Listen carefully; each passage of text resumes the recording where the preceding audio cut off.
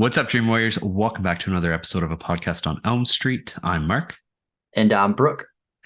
And this is our last episode of February. We kind of did things a little bit reversed. We started off the month with our face off. We talked about 13 Ghosts, Cabin in the Woods, and then we had a guest host for our last episode where we did Doom with Erica from the Horror Cafe. Mm-hmm. And this week we're doing the much too late. Well, not late. I don't know how I'm trying to word this, but we should have did this last year. Yeah. Overdue is what I'm thinking. Mm-hmm. But we're talking about 2022's Barbarian. Yes. We have talked about this movie in multiple different group chats and settings, and during our Stabbies episode with HMC and Two Chicks and Horror Cafe, but we've never done a full episode on it. Nope. And we're finally doing it. I'm very excited to talk about this movie. Yeah. I know you are too. Very. So enthusiastic. What movie? I said Barbarian from 2022. Oh, okay. Yeah. You just got to pay more attention to me, man. Apparently, yeah. We're changing up our format a little bit. We're adding in a small little segment at the beginning.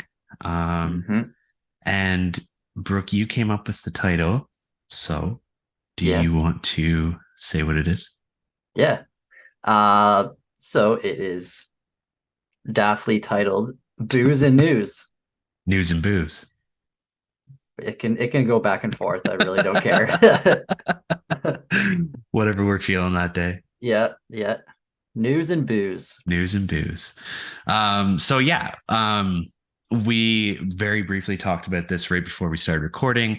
And it kind of doesn't make sense to have us sharing what we're drinking after we've already been talking for like 15, 20 minutes. So we're going to do that right at the beginning. And then we're also going to continue talking about what we've been up to or what we've been watching. And then I'm going to bring to the table a story or an article of some sort that's going on in the horror community.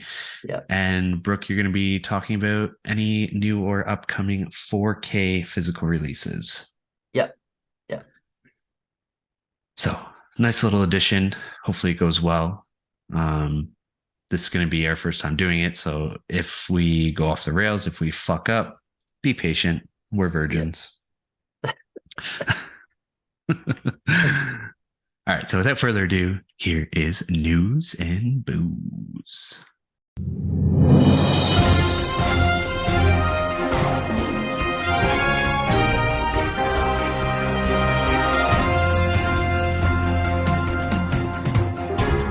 All right, Brooke. What are you drinking? What have you been up to? So this week I'm drinking a bicycle craft brewery. I'm gonna butcher this name. Ethereal Ghost Black Currant. Yeah. Like it's just currant. Probably.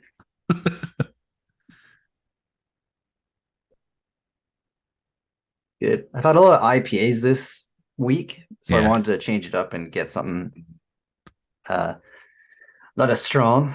Yeah. And then for what I've been watching, not that much, as usual. Been reading a lot. But after Doom, the next night went and watched Knock at the Cabin. Oh yeah, that's right. It was okay. I didn't love it, didn't hate it. Probably, I don't know if I'd watch it again.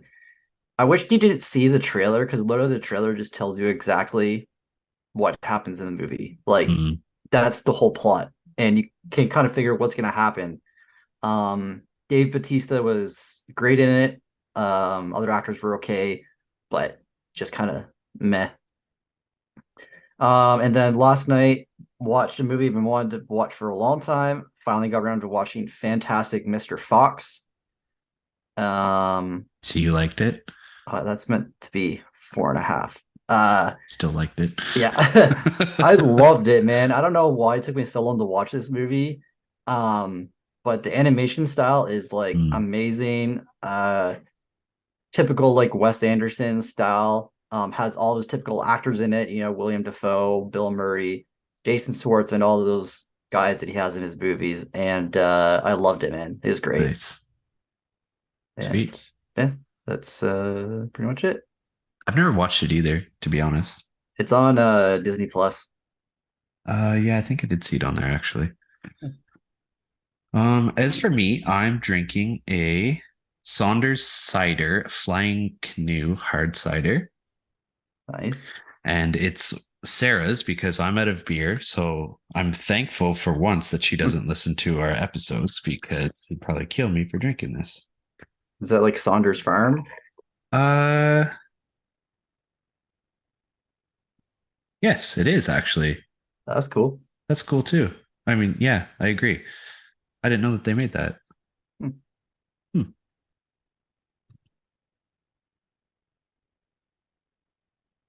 Mm.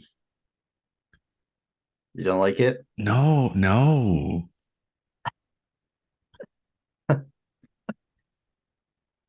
No, no. Damn.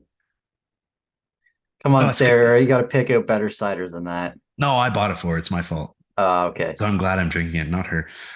Um, it kind of tastes like the what I imagine the water would taste like after it's been like washing the apples. Hmm. Not a fan. Not a fan. Like when you're bobbing for apples and it's all those people's like spit in the Yeah, water. yeah, that's what I'm feeling. Oh, I'm gonna drink it because I don't have anything else, but I don't like that. Hmm, interesting. Okay. I'm done being a little bitch. I have watched a decent amount. I finally got around to watching Singing in the Rain because that's on the IMDb top 250 Oh, movies. nice. Yeah, I enjoyed it. Me too. I Uh, was really surprised by it actually. yeah, it had some good comedy to it. Hmm. I'm not a huge musical fan, but it was good. Yeah. And then I watched Valentine. I don't Nice. know why. I mean, it's February, so I guess maybe that's why. But Yeah. then I watched House on Haunted Hill. Okay. This one that I'd never watched before, and I think I was browsing through Shutter and I saw it on there. And it was like Mm. it was late at night and it's a shorter movie, so I was like, oh, I'm just gonna throw this on. But it was Yeah. really good. It was a good like who done it story. Oh, okay. And then I watched Thor Ragnarok. Nice. I fucking love that movie, dude. Yeah, it's so good. Like it's a top three MCU movie for me, if not my favorite MCU movie. Yeah, me too. It's really good. And then I finally watched Thor: Love and Thunder. Oh, nice. That was why I watched Ragnarok because I wanted to watch Love and Thunder, but it's been a while since I watched Ragnarok. So, Right. Right. but it was good too. Those goats are hilarious. Yeah. I wasn't a huge fan on it. I think I gave it like maybe a two or two and a half. I think he gave it 2.5. Yeah. Yeah. I thought Christian Bale was great Hmm. as Gore the Gut Butcher in that one scene near the end, like the black and white scene. Yeah. That was fucking epic. Hmm. That was one thing well, that's what I mentioned in my review. I said the goats Mm. need their own movie, and so does Christian Bale. Then I watched Memento. Nice. That was an IMDb top 250. I liked it, but it's confusing as fuck. Was that your first watch of it? Yeah. Oh shit, nice. Yeah. Yeah, I just watched it for the first time like last year or year and a half ago or something like that. Hmm. Yeah. I mean, it was good, but Hmm. I think it's one of those movies that would benefit a second and third watch. Yeah, yeah, definitely. And I watched Kill Bill Volume 1. Nice. It's been a while since I've watched that, but I don't know. It's always a great time. I really enjoyed it. I think I enjoyed it most this time than any of my other previous watches of it. Oh, okay. Wonder why that is. I think because it's been a while since I've watched it. Hmm. So I don't know. I was kind of younger and I didn't Hmm. appreciate like the different cinematography techniques and stuff like that. Yeah, They're just yeah. shot really cool. And like it's almost like a parody of kung fu movies, Mm. which I thought was really cool. And then lastly, I watched Doctor Strange Love, Nice. or How I Learned to Stop Worrying and Love the Bomb. I don't want to go too far up because my Barbarian rating's up there, but Yeah, I like that one too. I gave it 4 stars. I was trying to knock off as many of the IMDb movies as I could this week, and Yeah, that's one I want to watch. I think it's a yeah, Kubrick film too. yeah, it is. Yeah. It was good, very good. But yeah, finally, I'm starting to watch more than you. But now you're fucking killing me in the reading challenge, so I need to start reading more. I know. um, but yeah, not a whole lot. I still need to watch episode 6 of The Last of Us, but Yeah, I'm 2 episodes behind. you didn't watch 5 yet? No, Oh, dude, no. it's so good. Yeah. I already know like one thing that happens in it. Okay. So, but yeah. Hmm.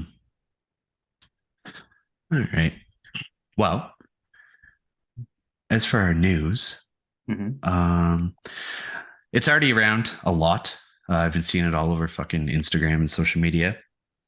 But earlier this week, it was announced, and Bloody Disgusting, I believe, was the first to report on it, that Blumhouse is launching its own video game division, That's sick. which I think is very cool. Yeah. Yeah.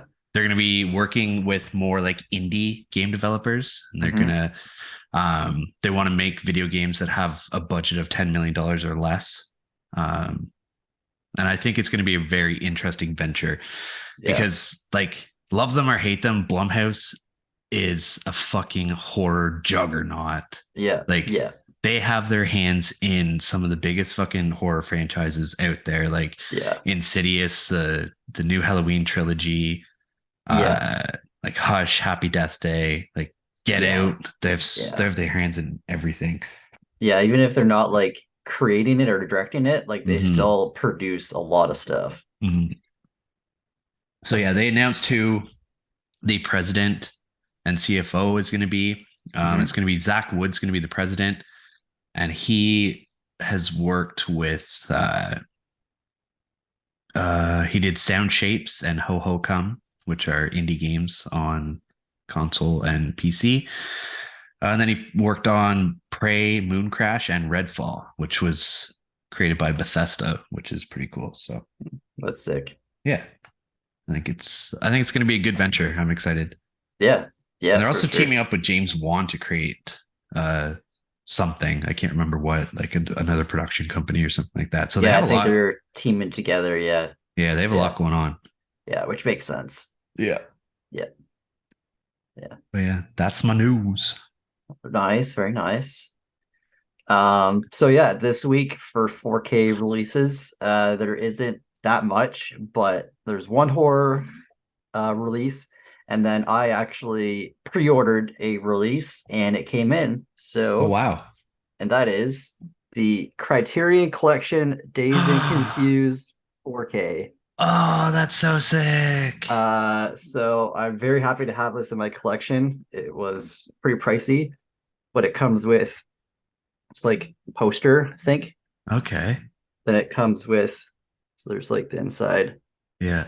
Oh man, those discs are so cool. and then it comes with this like little booklet that has like I haven't looked through it, but has like chapters and song guide, has casting credits. So I don't know what exactly it is, profiles and stuff like that, and like uh pictures of like them filming it, little like articles and stuff like that. So That's really cool. yeah. I'm Um jealous. yeah, really excited to have that. And then I did a sneak peek of next week's and I pre-ordered a release that I know once you find out what it is, you will be very excited because Do I have to yes. wait till next week? I mean, unless you want to spend a lot of money to pre-order it, Uh, it is Texas Chainsaw Massacre released in 4K. fuck's sakes. Like, how much money are we talking? I think it cost me like 60 something bucks. Holy fuck.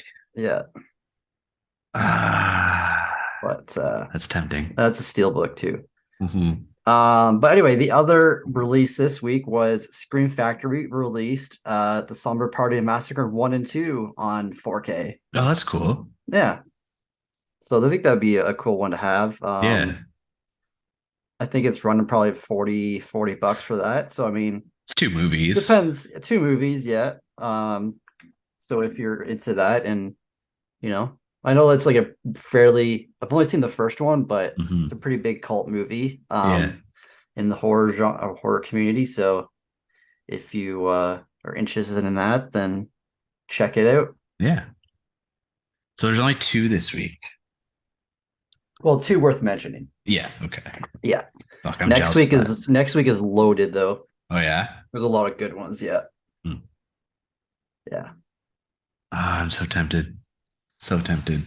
I already have a Texas Chainsaw Steel book, but I mean it's not 4K. Yeah. I So mean, it is like one of your favorite movies of all time. yeah, I kind of have to, right? Yeah. I wonder if it'll be cheaper if I don't pre-order it. I don't know. We'll find out. God, that Yeah. fucking drink is gross, man. I can't even fucking get over that. Oh, Go get a fuck. different one then. I can't. I don't have any. I have whiskey, but like I don't have a glass down here, and Oh I gotta man. drink it. Like I can't just dump it. Yeah, that's true. Oh, just fucking power through it. All right, is that all you got? That's all I got. Yeah. All right, let's cue that theme music and dive in. All right, like we said in the intro, this week we are talking about Barbarian from 2022, one of last year's biggest and most talked about releases. We are finally talking about it ourselves.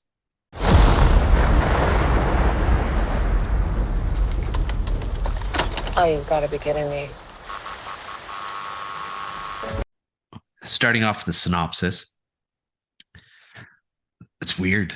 I almost like said, "What are you drinking?" Starting off with the synopsis, a woman staying at an Airbnb discovers that the house she has rented is not what it seems. This is a perfect synopsis for this movie It because it is. doesn't give away anything. No, no. And this is a movie that you need to go in blind. Yep. So, big disclaimer, if you've not watched this movie and you want to watch this movie, do not listen to this episode any further Yeah. because you need to go into this movie blind. Yeah. I So, know today I was like my coworker who like he loves movies too. He's like kind of a horror fan, not like a big fan. And he's like, "What are you doing tonight?" I said, "Oh, watch the movie recording." He's like, "What is it, Barbarian?" It's like, "Oh, what's that?" And I like explained to him. He like looked at the people and he's like, I was like, "Man, it's just so fucking funny." And like trying to explain what Barbarian is without like giving too much away because like I want him to go into it not knowing much. yeah. So it's like hard to say like how much I love the movie because it's hard to without Hmm. spoiling anything or giving too much away. Yeah. Just tell them, watch it tonight and then we can Mhm. talk about it tomorrow. Yeah, exactly. um,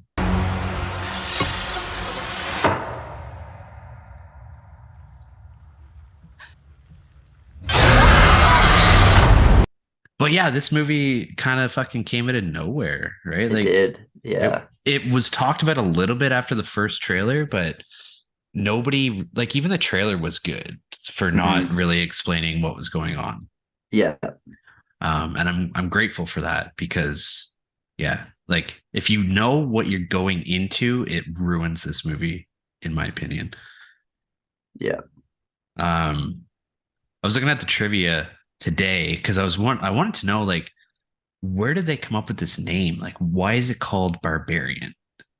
Exactly. But I don't know if this is what they were thinking or if it was just purely coincidence, but Barbarian is spelled using only the letters in Airbnb. Wow. Is that Yeah. like, did you come with that yourself? No, no, no. It was in the trivia. I Oh, wish I okay. came up with that myself, but no. That's pretty cool. I never noticed that. Yeah. So I don't know if that's what they were thinking whenever they were Hmm. coming up with the title for it. Because, like, the name Barbarian doesn't really fit with what the movie is. No, I mean the mother character could be the barbarian or Yeah. And what's his it, name? Bill or Frank. Frank. Frank could be the barbarian too, right? Because he's the one that started all this and did all the awful things back in Hmm. whenever the 80s. Yeah, yeah. But I thought that was pretty cool. Hmm. This movie is directed by Zach Cregger, who is really not that well known. This was like his No. first big movie. He is a comedian, and he Hmm. did a show called The Whitest Kids You Know. He also did Miss March and New Boys. Hmm. And he's got a movie coming out that he just sold the rights to for like $38 million or something like that. So Oh wow. he's already making bank off this next one. Hmm. Um, and if it's even like a fraction as good as this movie, I'm super excited for Hmm. it.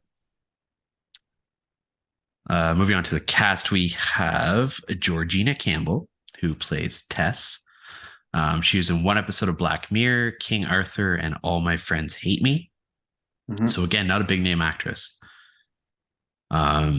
Next, we have Bill Skarsgård, who plays Keith, and he's obviously known as Pennywise from It and It Chapter 2. Hmm. He was also in The Eternals, Castle Rock, Villains, Atomic Blonde, and Hemlock Grove. Yeah. Next is our boy Justin Long.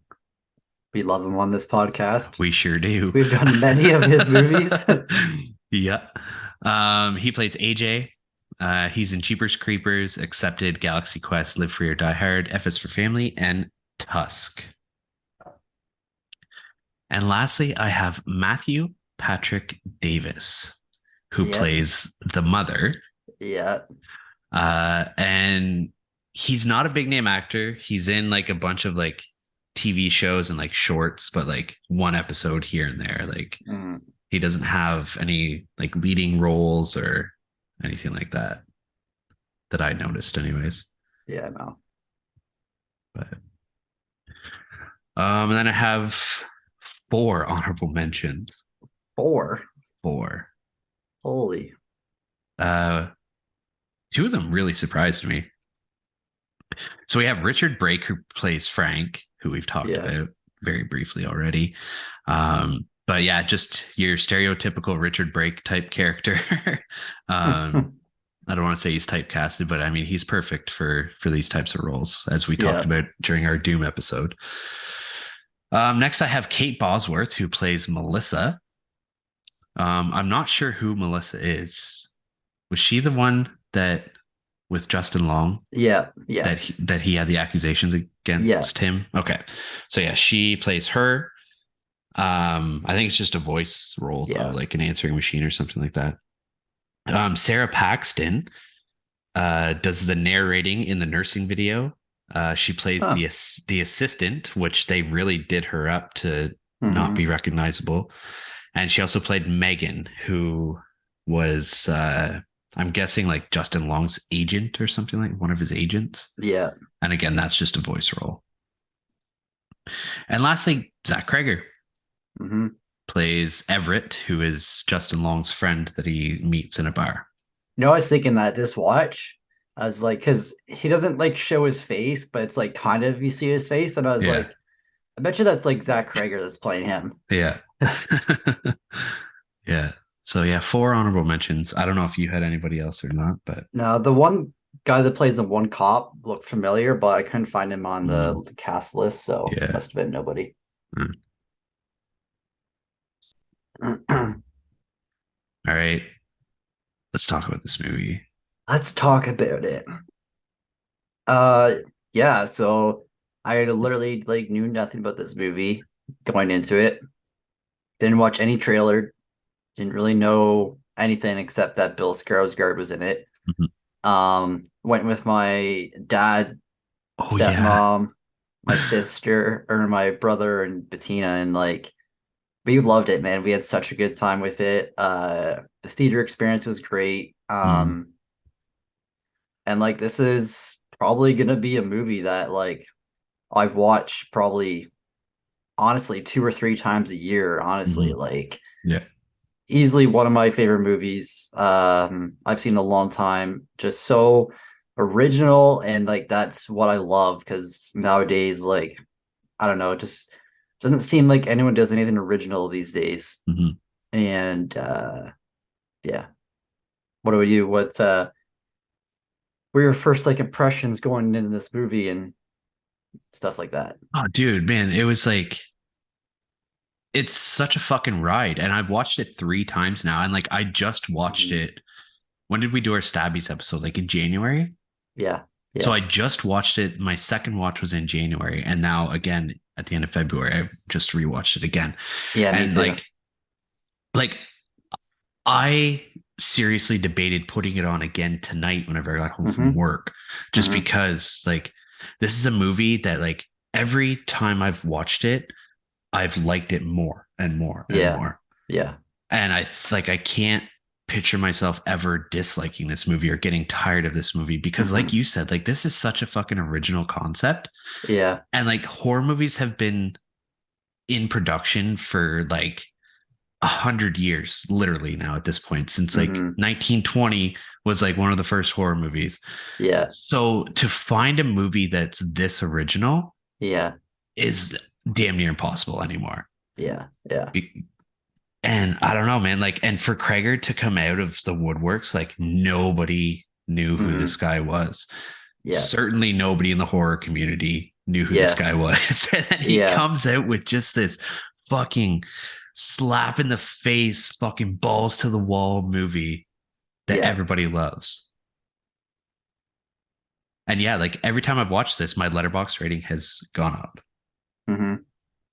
Um, and I just looked up. I wanted to was curious to see who did the cinematographer for this movie, and I'm actually very surprised to see and happy to see that he did a movie that we did, a movie that we, another movie that we randomly picked, like our first season that we knew nothing about, and it was In the Eyes of My Mother. Oh, really? He was a cinematographer in that movie, and Wow. that movie is gorgeous. And Hmm. like, I think this movie has some like really cool shots. The way they Oh, shot the man. underground, and just like the transitions, like the editing. Like, I know we're going into pretty much our reviews right at the start, but Yeah, whatever. like, I just like love the way the movie was shot, and I think he did a great job. Hmm. There's one scene, and like I was watching it last night, and I was like, oh my God, man, like the camera work in this shot was so Hmm. fucking cool. It was whenever Tess was coming out of the room in the tunnel, like where the bed is in the video camera. So Yeah. she's standing in the doorway of that room, and the camera pans out, and it's got her standing in the doorway, and then it's got like a long shot of the tunnel Hmm. beside her, but like just the angle that it's on, it makes Yeah. the tunnel look so much longer than like what it actually is at that section. Hmm. And then the camera somehow like flawlessly kind of comes back around and like right back into her face. Yeah. Yeah. And like, And he did another movie that we just watched as well. We did an episode on it, but he did The Vigil as well. oh really? Yeah, yeah, Shit. Okay. yeah. Hmm. Um, but yeah, like this movie just came out of nowhere for me, honestly. Yeah. Like not knowing what anything about it. Like the opening scene, like it sets up the space, like the city, because you're in Detroit, but you really don't know like anything about the space because she shows up to this Airbnb in the dark. It's pouring rain, and I love like when the camera's outside, you hear like it's I don't know if it's like the music. It kind of sounded like the mother screaming Hmm. a bit, and then when it goes into the car, she's like trying to get in the Airbnb, and then she someone's in there already. You find out it's Keith. Hmm. Um, in a real like awkward situation. I think like they presented this like so well. You don't know like is who Keith is, Yeah. like what would you do in this situation if you were either one of them? Like, If I was him, I would let her in. And this yeah, is a big theme of the movie too, is like men doing things and not realizing that they're doing something wrong kind of yeah. thing. Like the whole Justin Long thing. I mean, he was a piece of shit in this movie, but I'm not going to jump that far ahead right now. But like, as a man, me personally, yes, I would let this woman come in because Hmm. it's fucking pouring rain. It's a shitty ass neighborhood. He knows that it's a shitty neighborhood because he's been in the house for a little while. Yeah. But for her, like, if I'm in her shoes, and I'm a female, and there's this like guy that I don't fucking know already in this house, and he's inviting me in. Hell Yeah. no, man. I'm Yeah. getting back in my car. I'm cutting my losses. Fuck the $120 a night Airbnb. I'm getting the Yeah. fuck out of here. Yeah. Because I'm like, you really don't know, right? No, no. And Skarsgård's a big dude, right? Like he's Yeah, he's tall. tall. Um, I love how they set up this scene. Like Keith is like very nice and very aware that like he kind of picks up the cues, like, he's very awkward. Mhm. He offers to make her tea, and then like she's like, oh, I don't want any. Then after he's like, oh, like I noticed you didn't drink your tea. Like I totally understand, you didn't see me pour it, you don't know what I Mhm. did. And he's like trying not to be awkward, but And it's just he's like his personality, right? Like, yeah, and he's got the yeah. bottle of wine, and she's Mhm. just coming out of the shower, and he's like, I didn't open it until you came out. Like, I want you to see me open it. And Yeah, yeah. it's just like, and Tawny really talked about this scene during our Stabbies episode. And like during that episode, I was kind of trying to remember like what is so good about that scene? Like, why did she like that scene so much? And then on this watch, I really paid attention to the scene, and I was like, I totally get her love Hmm. for this interaction, because they're both so incredible in like the awkwardness, and then like the realization that they have certain things in common, and then like the whole conversation Hmm. just switches tones, Yeah, and they become very friendly. They're goofing around with each other. They're like yeah. making the bed together because she wanted clean sheets on the bed. And And it's crazy because like she's very skeptical the whole time, obviously, right? She doesn't know who Mhm. Keith is. Yeah.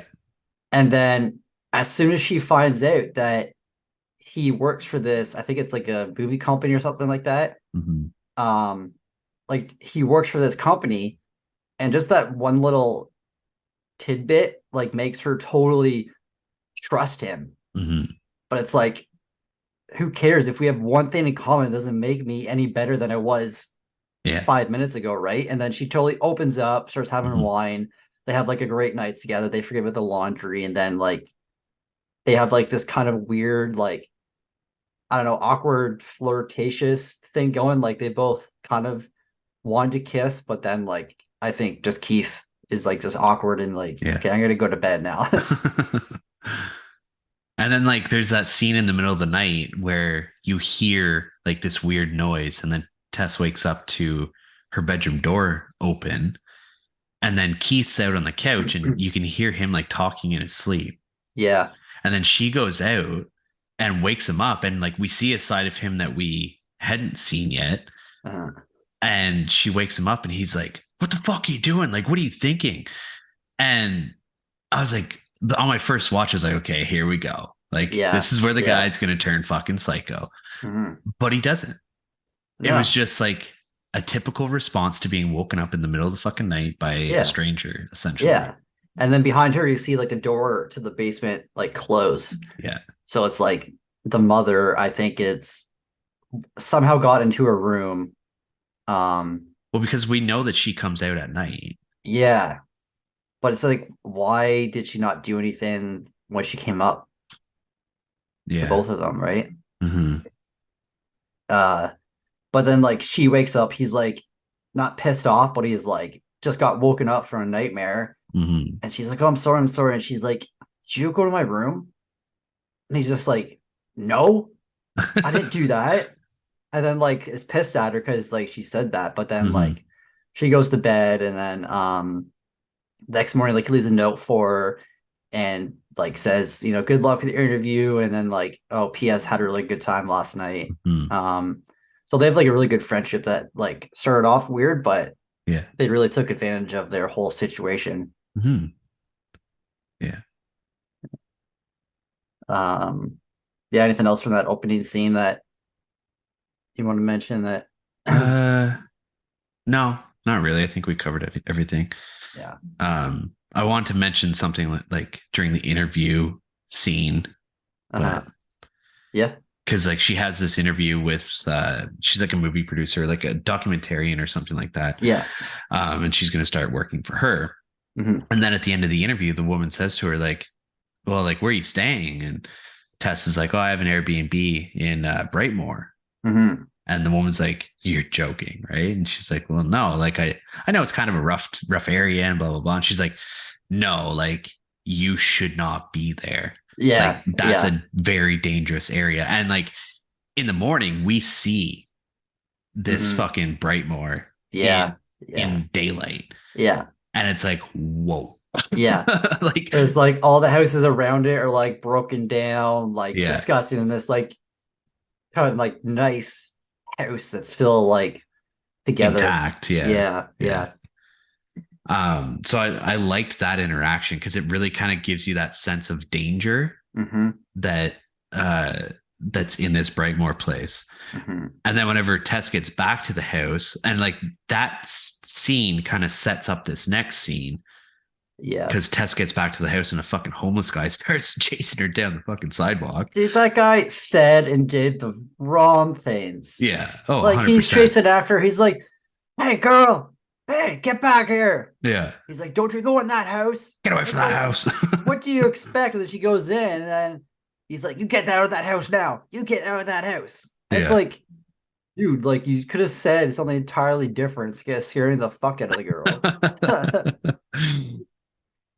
uh, but yeah, and then the scene with her in the basement, I love. Yeah. She finds like she gets locked down there because she's trying to find toilet paper, Mhm. and then she finds like a little rope out of the wall and like pulls it, and this door opens, and Yeah, then it's it's a like hidden pitch door. black, and then she goes up to the door and then just looks down there. She's like, "Nope."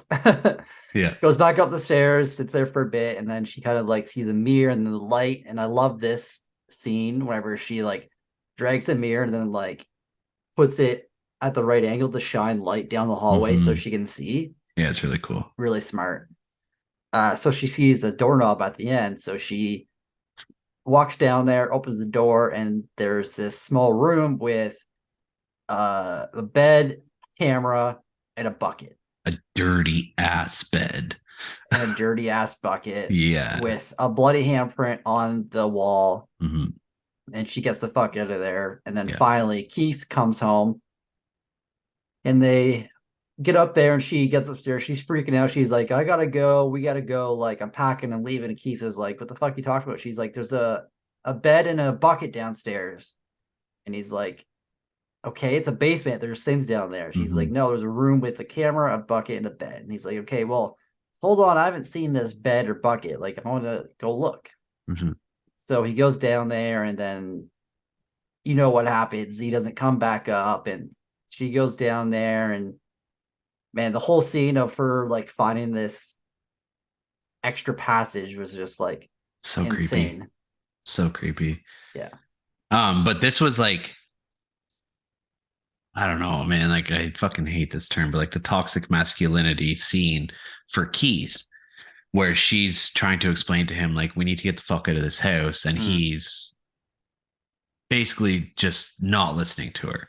yeah. Like calling her crazy, hmm gaslighting her for lack of a better term. I fucking Yeah. hate that word too.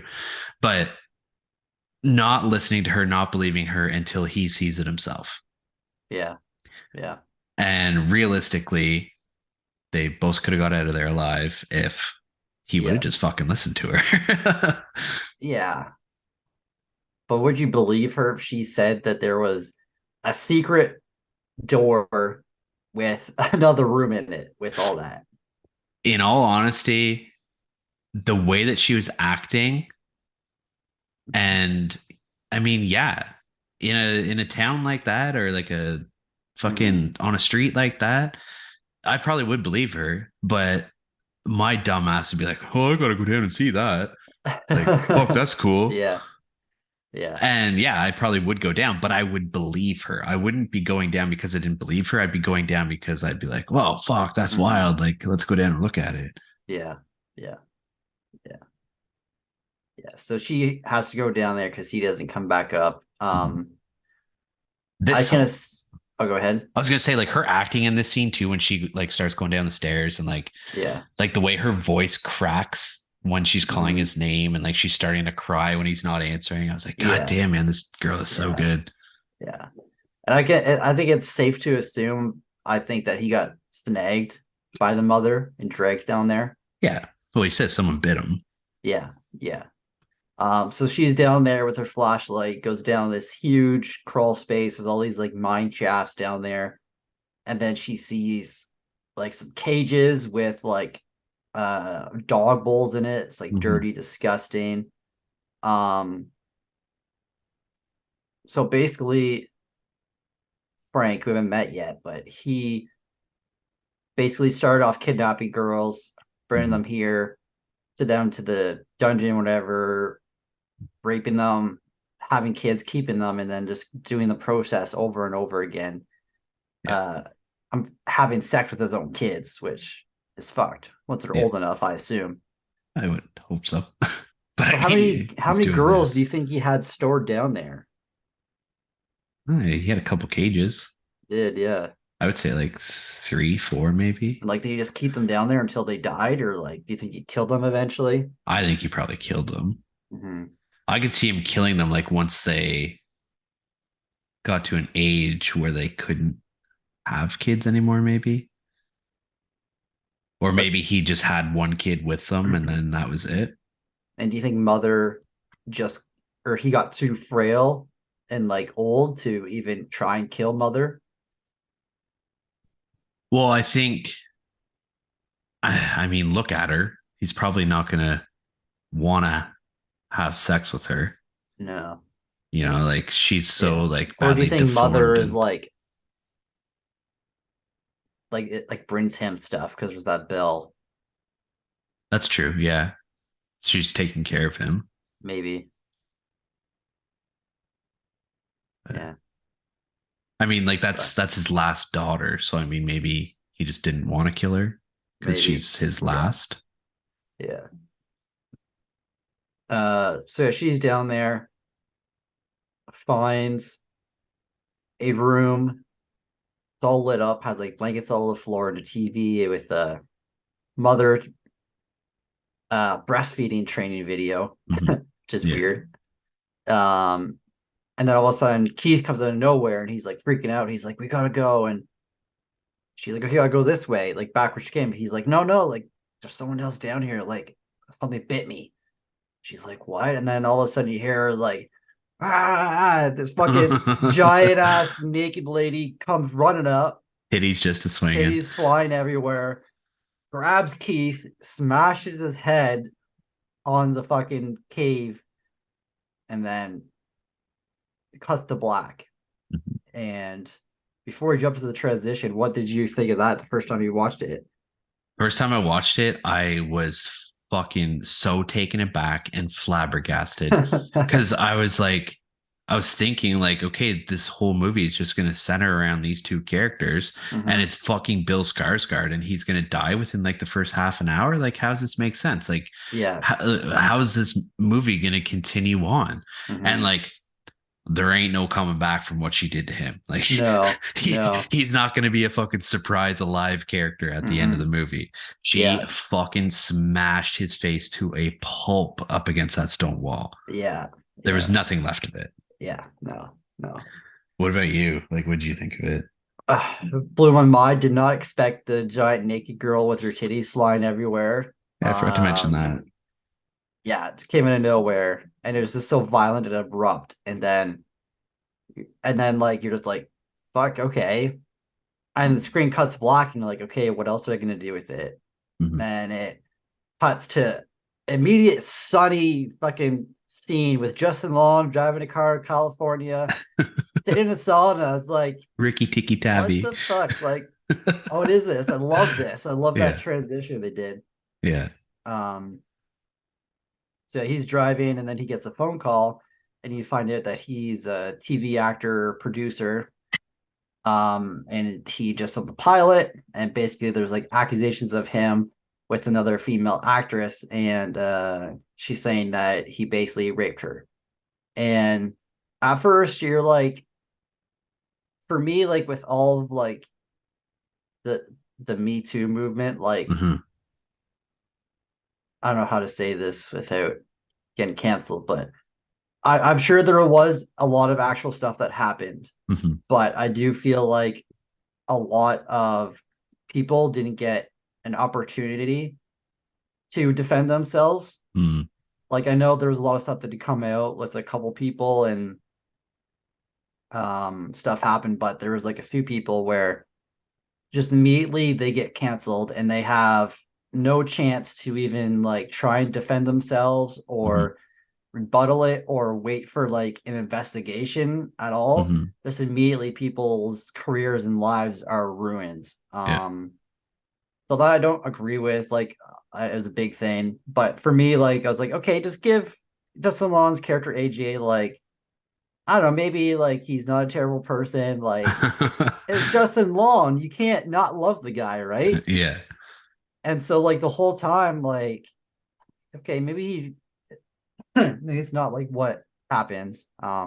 Yeah. And like what you described with the Me Too movement is literally what's happening to him Yeah, because his agents are like, well, there's a male agent and a female agent. They call him, yeah, and the male is like, yo, like AJ, you need to calm down, man. Like you need to calm down. He's like, calm down. Like, what the fuck you mean, calm down? Like, yeah, I'm getting accused of something that didn't happen. Like, I'm not gonna fucking calm down. yeah, And then the girl was kind of like, well, yeah, like she accused you of raping her, and yeah, then the other guy was like, yeah, and like, um, no matter what the outcome of this investigation is, I think like this show is gonna move forward without you. yeah. And he's like, what the fuck? Like, I brought her on. Like, I recommended her. Like, this is my show. And they're like, yeah, Mhm. she's not going to do it if you're associated with it. Yeah. So it's just like instantly, no matter what, like, even if he is proven innocent, Hmm. he's not going to be a part of this show that he's created, Yeah. And which then on is, top of that, the girl's like, we should tell him another bad news.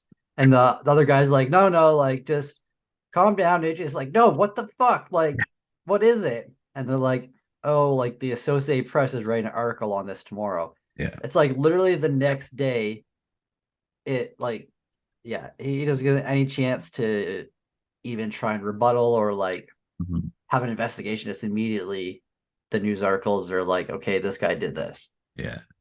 Um, and later on, it shows him like reading the article, like on his phone. Mhm. And the author of the article in this movie is a real life reporter who did like she was a big front runner in the whole Me Too movement, like with the journal, like the publication of different articles and stuff like that. Oh, okay. Yeah, That's cool. can't remember what her name was. It was Kim something. Mm. Mm. But yeah, so then the movie kind of whole like it's basically another movie in a movie. Yeah. Um so basically flips to now AJ is kind of like our main guy that we're rolling with. You kind of see his story, and I love how they connect him with the Airbnb in Detroit. Mhm. Because basically he meets up with his like wealth management guy, and there's like, okay, you're gonna be poor in 3 months, and he's like, okay, maybe can I sell some property? Like I have those properties in Detroit. He's like, yeah, those aren't really big movers. Like no one wants to fucking move to Detroit. Look at this fucking Um, neighborhood. so then you find out that he goes to Detroit. I love like the conversations that he has like over the phone with like his agent. He's like, oh, I'm getting my rental. And it's like, what? He's like, yeah, I'm in Detroit. Detroit, Michigan? Like you can't fucking leave the state, AJ. So, well, I'm not arrested. Well, Yeah. like you should be here in case there's any further developments. Yeah, yeah. What do you mean further developments? Like I didn't do anything. I like whenever he's talking to his wealth management guy too, because he's talking about how like the lawyer's fees, and he's like, Mhm. yeah, so there's going to be two separate fees. He's like, one is for the case against me, uh, which I'm gonna fucking win, obviously. And he's Yeah. like, and then there's gonna be another one for the countersuit, which I'm definitely 100% gonna fucking win. Like, fuck that bitch, and like he's Yeah. going on and on and on. Yeah, yeah. And then, like even his wealth management guy's like, yeah, I'm giving you back your files next week, and like you need to find Yeah. somebody else. Like He's like, what's that everybody's mean? dropping this guy. He's like, what's that mean? He's like, well, I'm gonna suggest you find someone else. Yeah. He's like, are you fucking kidding me?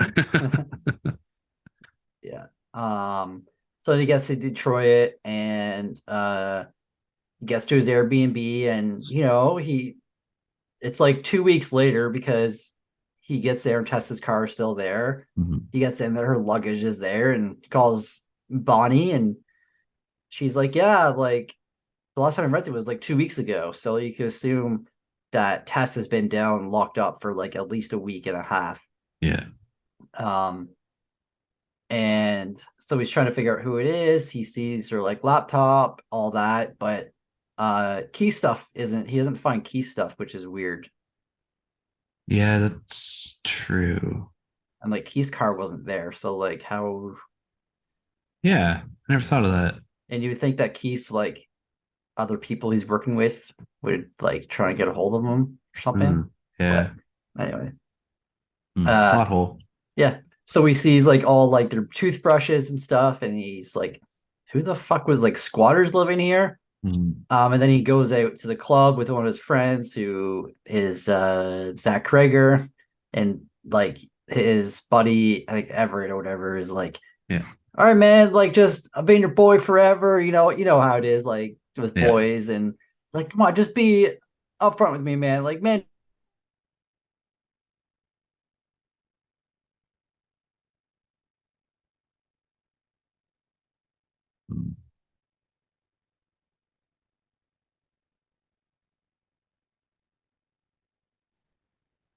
hello. Hello? Oh, Oh, there we go. You're back. yeah, his like Oh, hold on, bro, hold on, like, hold on. Give it a sec. Say my connection's unstable. oh shit. Okay, I think we're good. So yeah, AJ goes out to the club with his boy, and like you got that typical like bro like ego, you know. Mhm. Everett's like, okay, man, like tell me what happened, man. Like man to man, come on, I just gotta hear from you because I've seen the articles and ages. Like, okay, man, I'll tell you exactly what happened. I'll be man to man, we did fuck. And like I love this like scene with him because like you basically know that he's a piece of shit because he's like, Yeah. yeah, we did fuck. And he's like, okay, well, what does that mean? Like, did she want it? And he's like, well, at first, and immediately you're like, oh God, man, like, come on. Here we go. Yeah, yeah. He's just like, at first, she didn't really want it. And, it took some convincing. He's like, I'm a very convincing guy, man. And it's Yeah. like, oh my God, man. Like, Yeah. so like, You're fucked. you're fucked, man. Like, yeah, she didn't want it first, but then we started fooling around. Then she was like ready to go, man. And like, Yeah. I just loved Justin Long in this character. I thought he's perfect. Yeah, he was good. His character kind of reminded me of his character in Tusk a little bit. Yeah, a little bit. Mhm. Just, I don't know. Yeah. Yeah. So yeah, then he gets back to the Airbnb and he stupidly calls the Melissa. Yeah. Yeah. Leaves her voicemail and is like, oh, I'm sorry this happened, blah blah blah. Like, I'm not trying to even mad. Yeah. Can we just fix this? Like, I'm sorry. And then he'll see you in person, he'll apologize again. And it's like, dude, you're an idiot. Yeah. So the next morning he wanders downstairs, and probably one of my favorite scenes in this, which you can really see Zach Cregger's like comedy come out. He finds everything downstairs, like even like the door to the fucking basement. And then it cuts to his computer and you see him typing in Google, can basement rooms count towards whatever square footage in a house? He's like, look at articles and some are saying no, and then one says possibly. He's like, oh, possibly, yeah, let's fucking go. And then like gets a tape measure and starts fucking measuring every room and goes into like the sex room.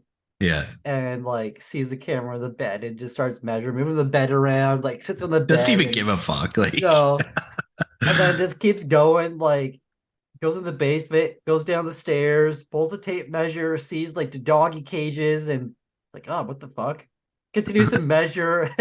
So fucking funny. But then he finds that room again with the breastfeeding video. Yeah. And he's just kind of standing there watching it for a minute, and he's kind of like dumbfounded by it. Yeah. And then his fucking tape measure comes flying out of his hand because like he still has the whole length of the tape measure down the tunnel. Yeah. And then all of a sudden it like rips out of his hand and goes shooting down towards the other end of the tunnel. You're frozen again. Fuck.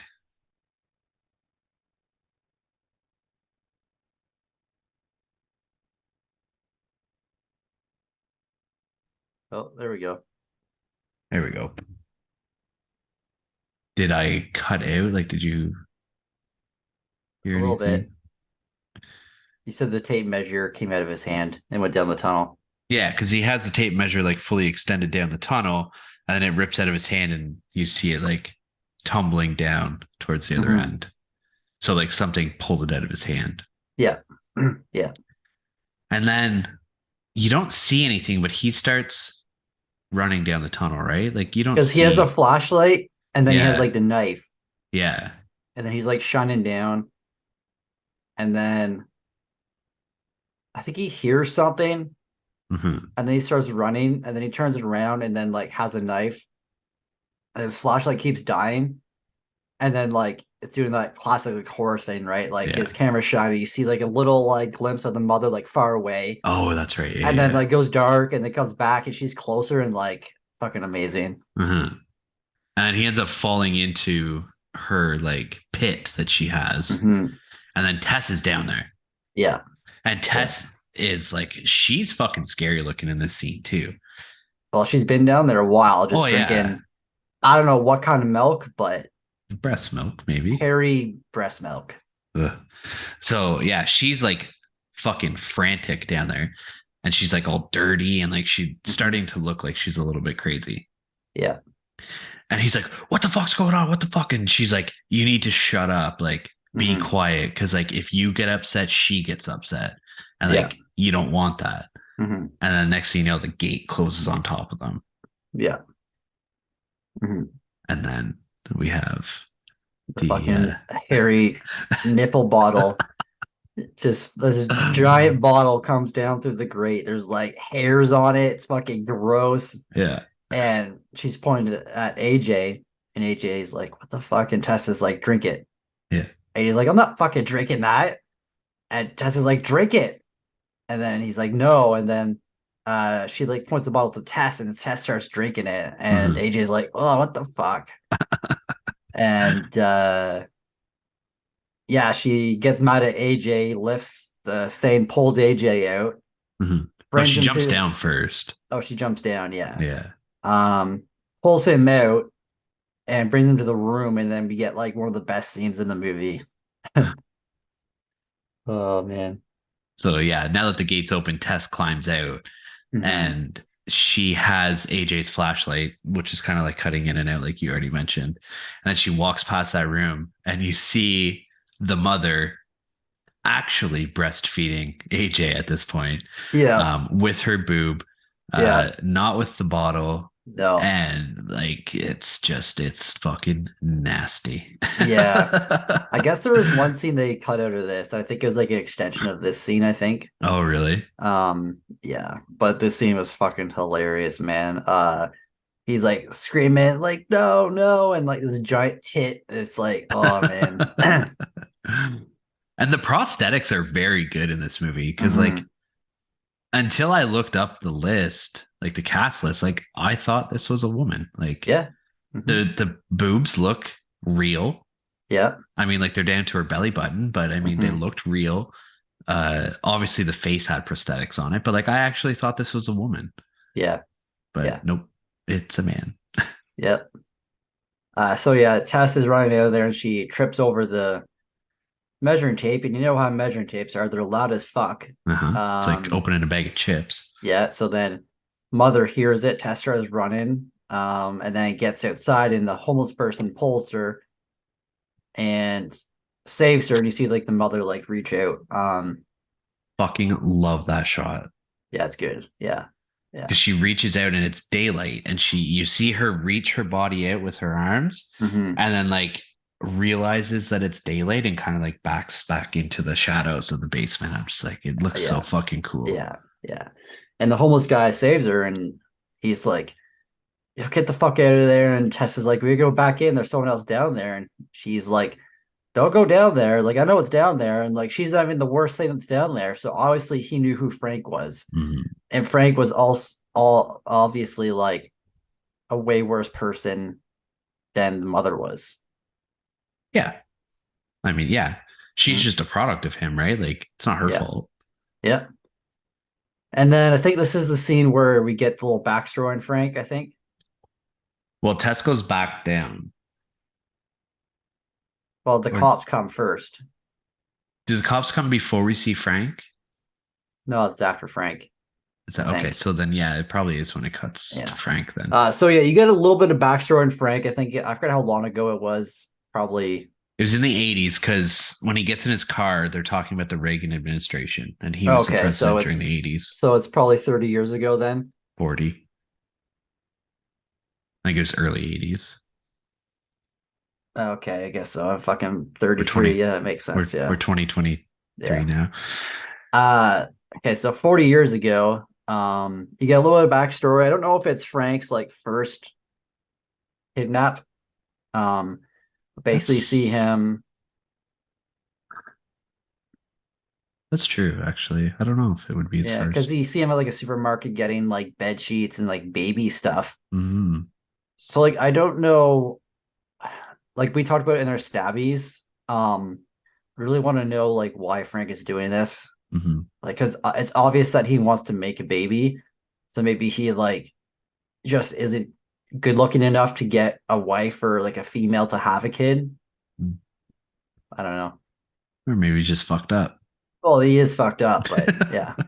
You see him like follow a girl home and then pretend to be like a plumber or something like that to get into her Mhm. house, and he see him like unlock the window so that he can get in and all that stuff, and then you Yeah. see his house is the same house, the Airbnb, Yeah. and the neighborhood is like really nice. He sees a neighbor, the neighbor's like, "Hey Frank, just wanted to let you know that me and the family are packing up and leaving," and he's like, "You should too," because like as things are starting to go downhill in Detroit. And Frank's like, no, I'm never leaving. Yeah. So he's obviously stayed there his whole life. And yeah, I like how you see like what the house looked like before and Oh what it man, is now. this neighborhood is fucking beautiful. Mm-hmm. Like everybody's lawn is like perfect. Their houses are all like nicely painted. Yeah. But like it reminded me of the town from Edward Scissorhands. Mm-hmm. Like it's everything's very bright. The houses are all very bright colored. People are friendly. Like kids are out riding their bikes. Like Mm-hmm. people are out washing their cars. Yeah. And then yeah, Doug is his name. He says like, yeah, town's going to shit. And I'm like, what do you mean? Like this fucking place is beautiful. Mm-hmm. But it just goes to show like obviously everyone in that town packed up and left Yeah. because or like that neighborhood anyways, they packed up and left because Frank's house is the only one that's still standing whenever Mhm. we see it, like when it's an Airbnb. Yeah. All those other houses are fucking tore down, burnt down, squatted in, fucking graffitied all over. Mm-hmm. Place is a shithole. Yeah. Yeah. So I don't know, like the contrast between 40 years ago and now Mm-hmm. was really cool to see. And like it's fucking crazy what can happen in a 40-year period. Mm-hmm. Yeah. But yeah. So we cut back to Tess, and she's at like a gas station trying to call the cops for help. And then like I think it portrayed Detroit really well because like she looks like a crackhead. mm-hmm. And cops come, they bring her to like the house, and they're like investigating. They're like, okay, you broke the window, like what the fuck? And she has no key to get in, and she looks like a crackhead, honestly. Mm-hmm. Yeah, she does. And like they don't believe her that someone's like broken in, they get another call and basically leave. And she's like, what the fuck? Like, you know, Mm-hmm. like I kind of get it. Like I kind of on the cop side because she does look Oh like a yeah. homeless person. It sounds crazy. So like they're probably used to that, right? Oh yeah. They're Especially in just the fed up neighborhood with it. that they're in. Mm-hmm. Yeah, exactly. Um, And like she has no ID. Like all of her stuff is inside the house. mhm. And they're like, and she wants them to break down the door. And they're like, we're not breaking down the fucking door. Like Yeah, nobody's in there. Like, no. yeah. So then Tess waits until nighttime and she gets in her car, and then you see just out of nowhere, and Mother bursts through the fucking door, Yeah. comes running out, and Tess slams her into the house with a car, and like you think that she kills Mother. She goes into the basement to try and find AJ, but AJ is on his own venture right now, trying to get away from Mother, finds like the bell with like the tunnel going to the room, Mm. and he goes in this tunnel, and I was not expecting this either. That was fucking wild, man. Like, fucking Frank is still alive. Yeah. And I did not expect that. He's in like this dark room with like a TV, like piss bottles everywhere, a bed. He just looks like I don't even know how he's alive. Like how is he even getting like food and water? Like, Well, yeah, and like you see like a can of tuna or something beside his bed. So mhm. like obviously Mother is somehow getting him food. Yeah. And like that's never really explained how. Mhm. Because I mean, like this fucking thing can't just walk down, go to the supermarket Yeah. because the way she looks. But I mean, yeah, Yeah. I don't know. I don't know. Unless she's stealing it from the homeless people, who knows? Yeah. But like Frank's like he goes into this coughing fit. Like he sounds like he has lung cancer, Yeah. is what it sounds like. But Yeah. So yeah, AJ is there, and does AJ see the tapes before or after Frank kills himself? before. Okay. That's why Frank kills himself. You think so? I thought he just kills Yeah. himself because he's sick of living. Well, no, because Justin or AJ finds the tapes. Well, maybe it Yeah. is why he killed himself because he's sick of living, but he finds the tapes. Um, but before he finds them, Frank wants him to move his little side table closer to him. Yeah. So he does that. And then as Justin or as AJ is looking at these tapes that are in like a bookshelf, Mhm. Frank's kind of rummaging around in this drawer that's in the nightstand. Yeah. And then there's a tape that's like popped out of the VCR and he just pushes it in Hmm. and he watches like 5 seconds of it and then shuts it off. And then he turns around and he says to Frank, he's like, "What the fuck is wrong with you? Like, you're a fucking piece of shit. You're fucking disgusting." And he's just going Yeah. off on him. Yeah. And then as he's doing that, Frank pulls a gun out. Yeah. And AJ's like, "Whoa, whoa, whoa. Like, no, like, you don't need to do that." And then Yeah. the camera cuts away from Frank and he shoots himself in the head. Yeah. Yeah. And then it cuts like the tapes and you see like all the different names of like the Yeah. different girls he had there. Yeah. There was like probably at least like 30 of them, maybe. Oh, yeah. I would say 30. A lot. Yeah.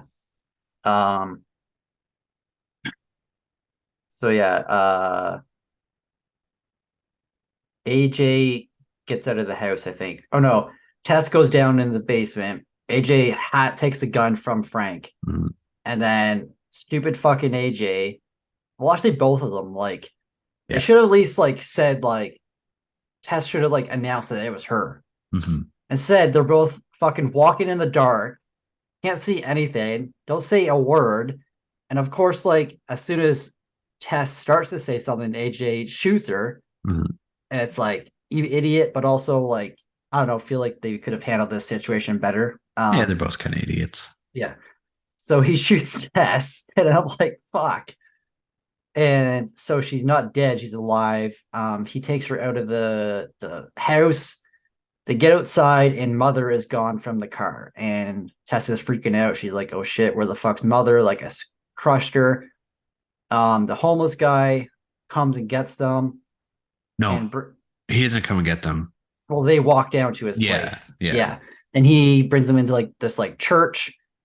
And this scene is awesome too. Before we get the crazy kill, I love the scene with AJ in this. Because they're sitting around the fire and AJ is like, it's like, I did something really bad. Like at first he's talking about Tess, right? Yeah. He's like, I shot her. He's like, I need to do something. And the homeless guy's like, no, like, don't stay here. Like, she's fucking crazy. Mm-hmm. And he's going on, and like you see him like realizing that like he made a mistake. Like, you think he's talking about Tess, but he's talking about his. Are you good? Yeah. Oh, his scandal with Melissa, because he's like, I hurt someone, and there's nothing I can do about it, but I can at least help them try and get through it or something like that. And like I kind of like how his character did kind of like take a little change, but then completely loses himself at the end of the movie.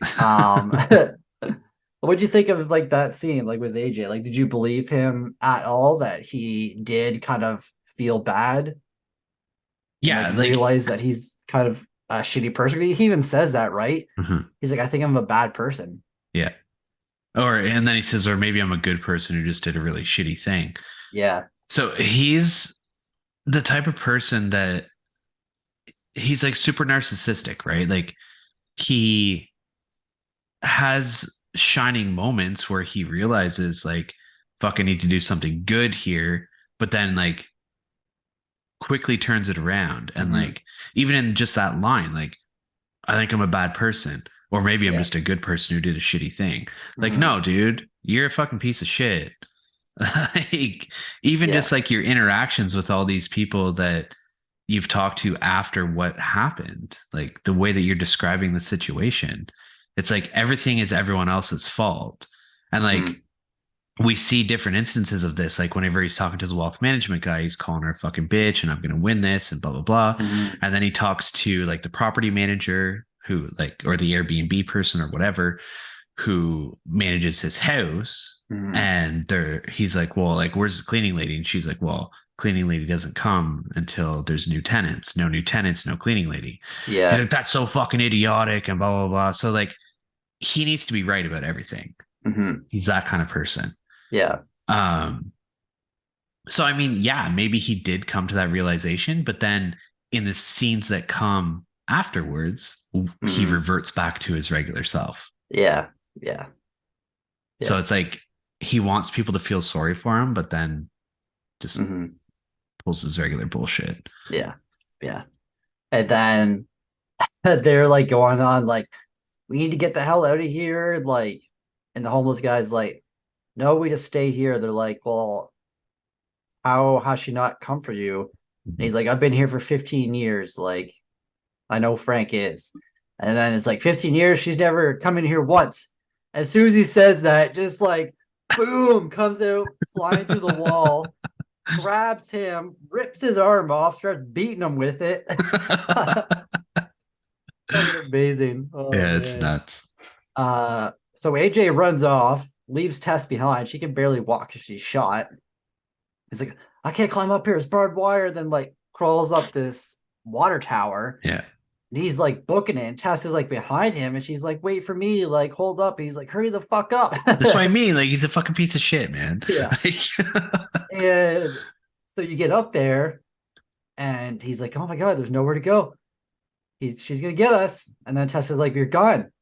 And he's like, oh yeah, like takes it, fumbles with it, fucking drops it over the water tower. Yeah.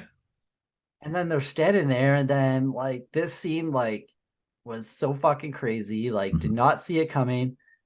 Um, he's like realized he's like, I can save myself. And then mother comes up and he grabs fucking Tess and he's like, you want your baby? Go get her. Throws her off the water tower. I'm like, what the fuck? This is what I mean, man. Crazy. And then like all of a sudden you see slow-mo, Tess falling, camera turns, looking at the water tower, you just see mother hop over, going Fucking down. swan Her dives off fucking this fucking titties are thing. flopping in the air. Oh my god, so fucking funny. Uh, But again, like Tess went back to the house to save you, dude. yeah, And then you shoot her. yeah, You have a very small, short moment of like, wow, I need to save this woman, to running away without worrying about her, yeah. running up this water tower, throwing her off the water tower. Yeah. Like after she went back to save your ass from that house. Yeah. Like just a piece of shit human being. Yeah. But it's Justin Long. And then I he mean, gets down there and he realizes she's alive. Tess is alive. yeah. He helps her up. He's like, oh my God, I did it. I saved you. Yeah. And it's like, dude, come on. Yeah. Like you knew why I had to do it, right? Like you knew Yeah. why. Yeah. Like And quit then, trying to justify it. yeah. And then Mother wakes up. She's still alive somehow.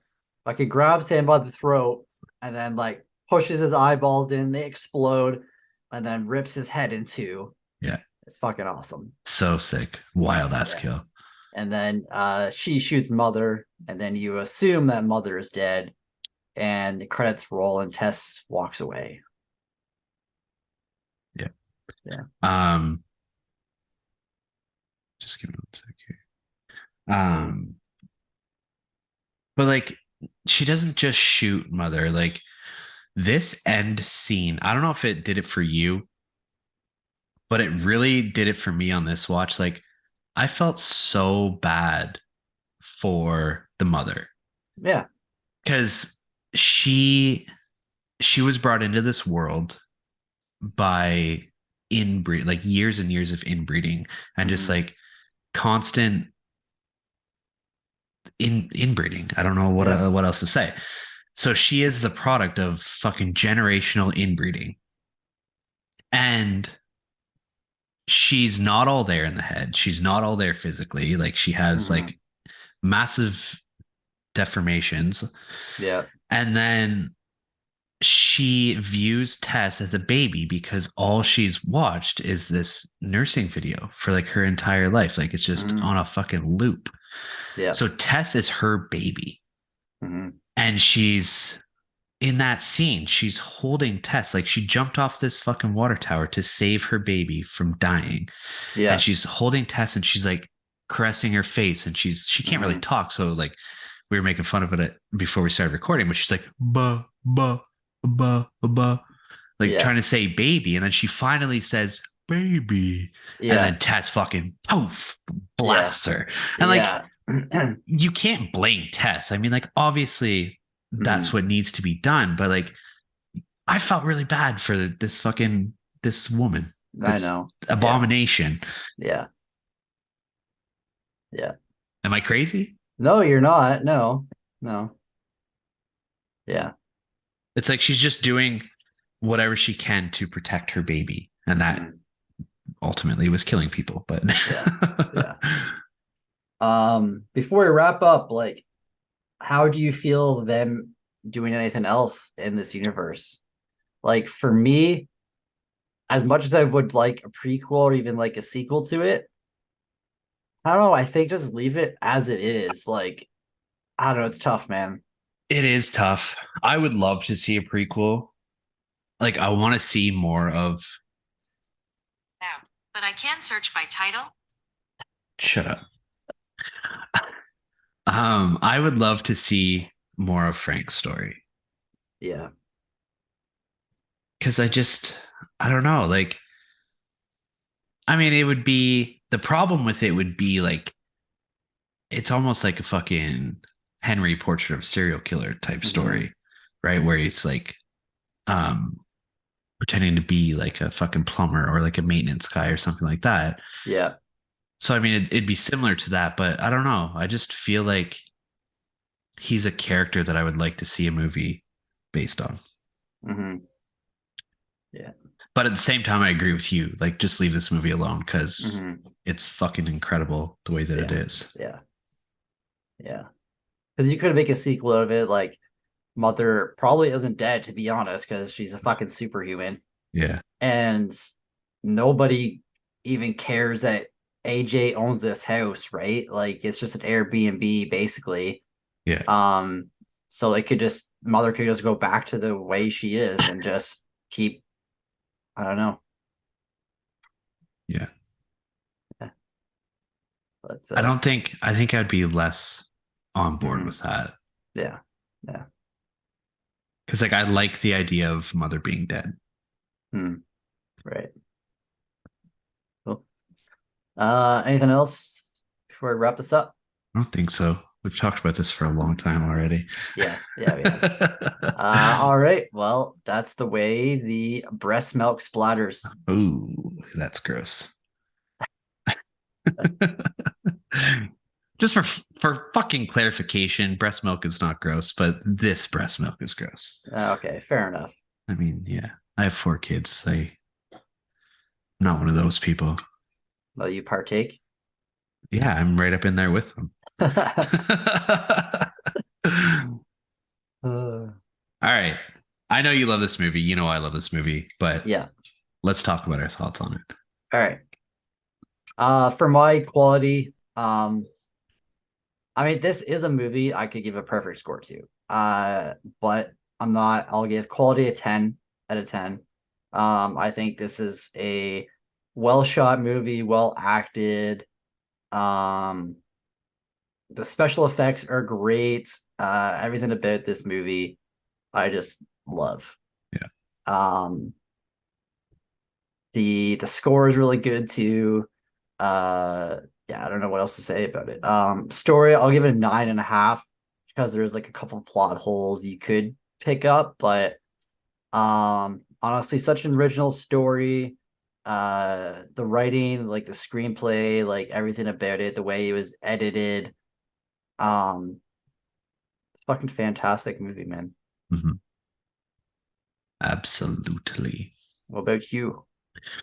On my first watch of it, I gave it a 4-star rating on Letterboxd. Mm-hmm. On my second time watching it, I gave it a 4.5-star rating. Yeah. This time, I'm giving both a 10 out of 10, man. Okay, nice. I don't know, man. Like we've talked about every aspect of this movie, like the cinematography, the way it was shot, the camera angles, the acting, the score, the fucking prosthetics, like pretty much everything was practical effects. Yeah. And they looked so good.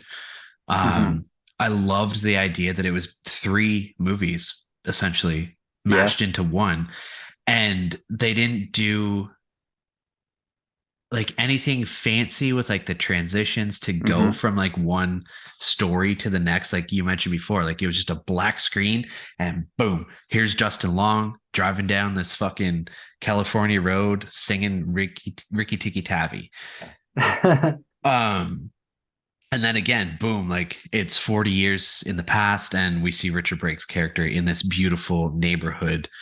But the way that they tied every story together and like did a wraparound, it was basically like an anthology movie with a wraparound story in it. Yeah. But everything was just done perfectly, I think. And on this third watch for me now, like I couldn't find anything that I disliked about it. I mean, yeah, there's the odd plot hole that you mentioned, but it really doesn't take away from the movie. No. But yeah, I just 10 out of 10 for both. And it actually, on my first watch, I think I had it at like 13th on my movie list for 2022. My second watch, I bumped it up to 11th. This last watch, I bumped it up to 7th. Oh, wow. Nice.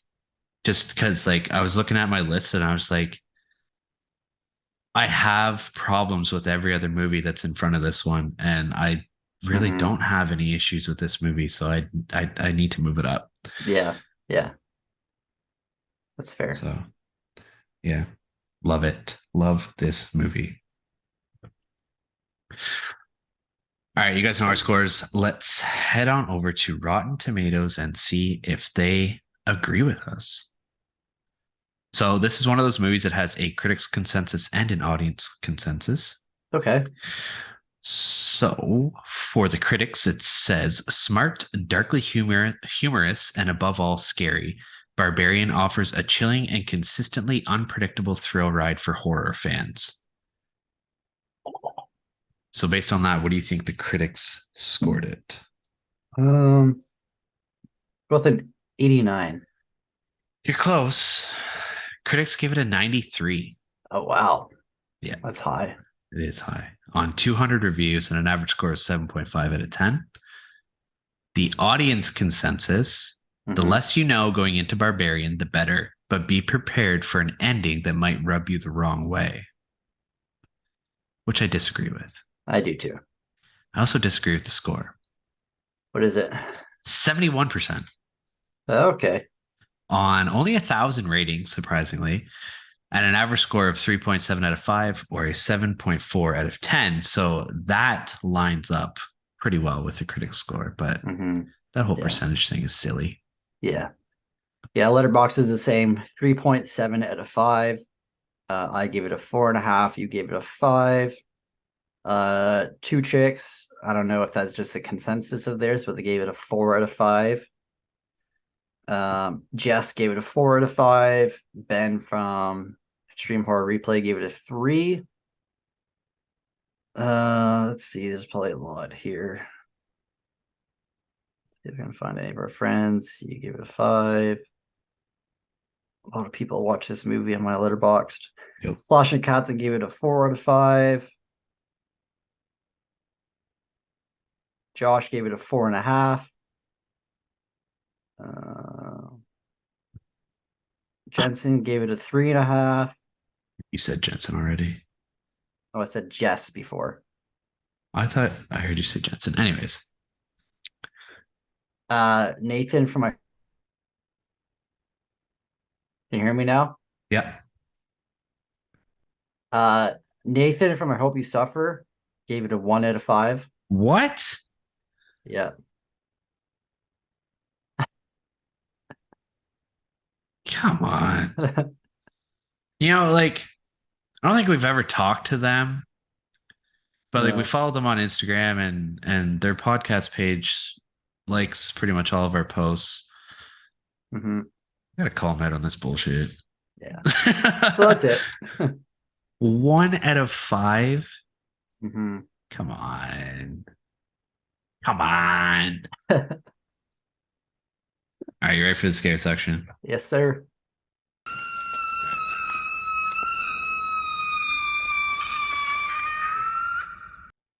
All right, what'd you give for a scare rating? Scare rating, I gave it a 6 out of 10. Fairly creepy, scary movie. Some jump scares. See some saggy old titties. So yeah, 6 out of 10. Yeah. Scary scene. I gotta go with whatever. Our boy Keith gets killed. Just did not see that coming at all. It's pretty brutal. And then would I survive? I stopped drinking milk like 3 years ago. So if it was like, I'll just take a picture of you. Like you froze mid laugh. Oh, really? You're like,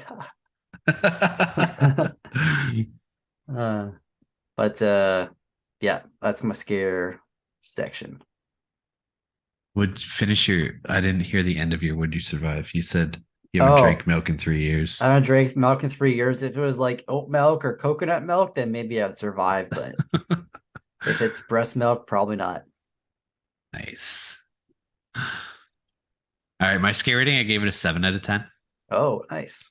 I said it starts off with like some tension, making you think that there's got to be something going on with Keith, which isn't like a big deal for like horror, but I mean, it adds to it for sure. And then leading into the second and third acts, it's balls to the wall, like between the creepy underground setting, the mother, Frank's backstory, like it really ramps it up for me. And like the visual stuff is, it's a big factor in it. Yeah. My scary scene, I said the same thing as you. I said the first time we see mother coming down the tunnel to kill Keith. Because yeah, like you said, like it's just out of nowhere and it's like out of complete darkness. Yeah. You just see this fucking monster of a woman come running down the hall. This is the first time you see mother too, right? Yeah. And would I survive? I said yes, because there's absolutely zero chance in hell I'm going down that staircase in the first place. Yeah, that's fair. Yeah. Like, I mean, the first one, yeah, maybe. Like, okay, but even your manly sense of like adventure and like curiosity, you wouldn't go down there. I would go in the first section. Yeah.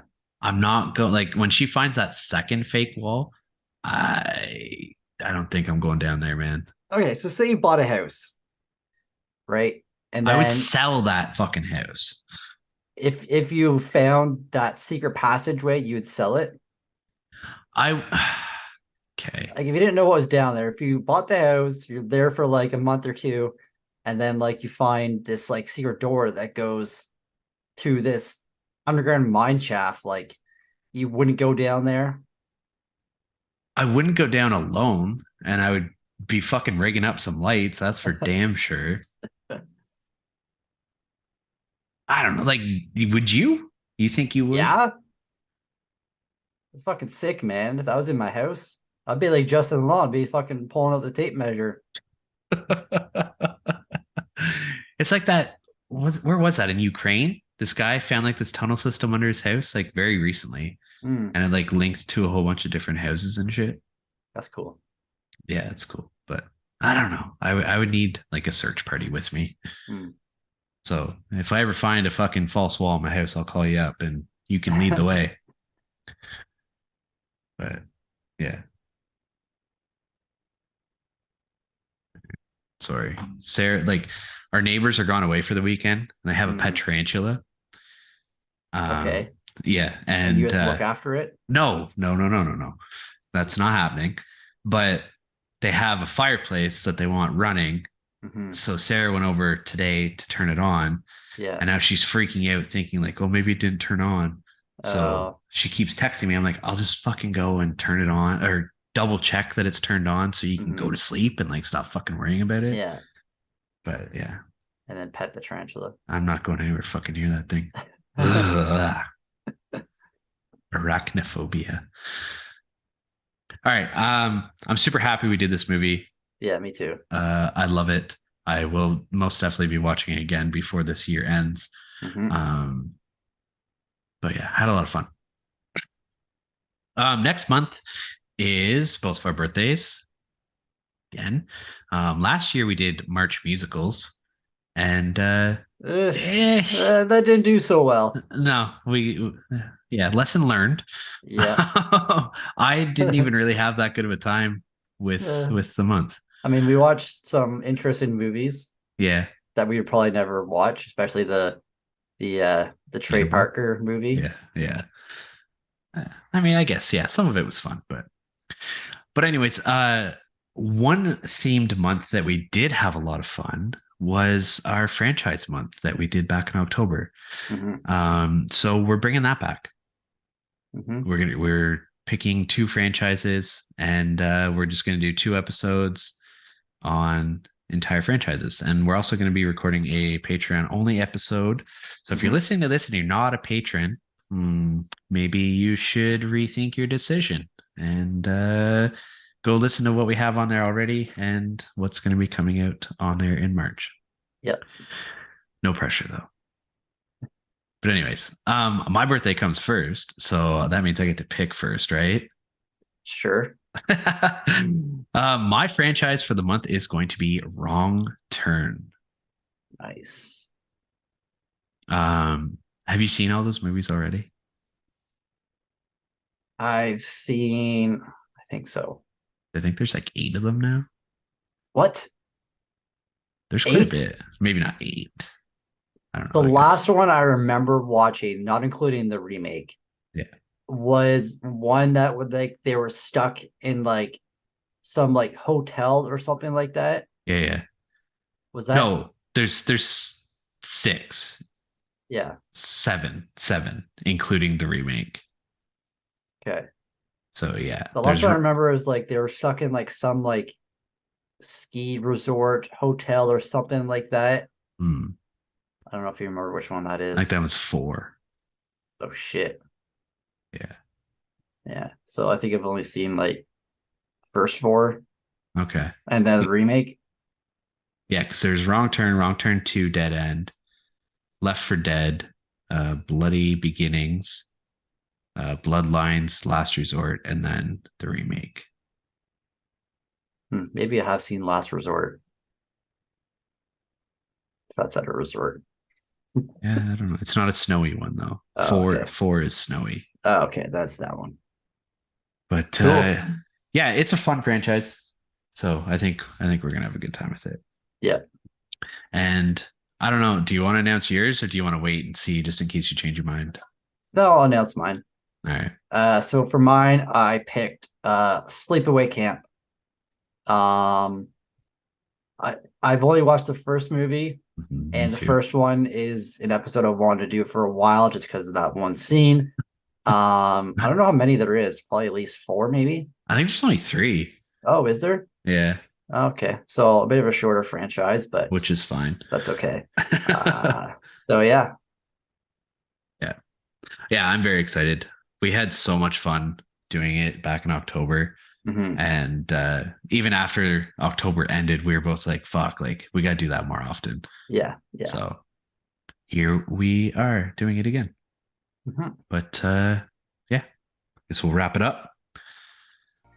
If you guys want to catch us on social media, you can find us at a podcast on Elm Street on Instagram, Facebook, and YouTube. If you click the link in our bio on Instagram, you'll find links to our TeePublic account where we have our merch.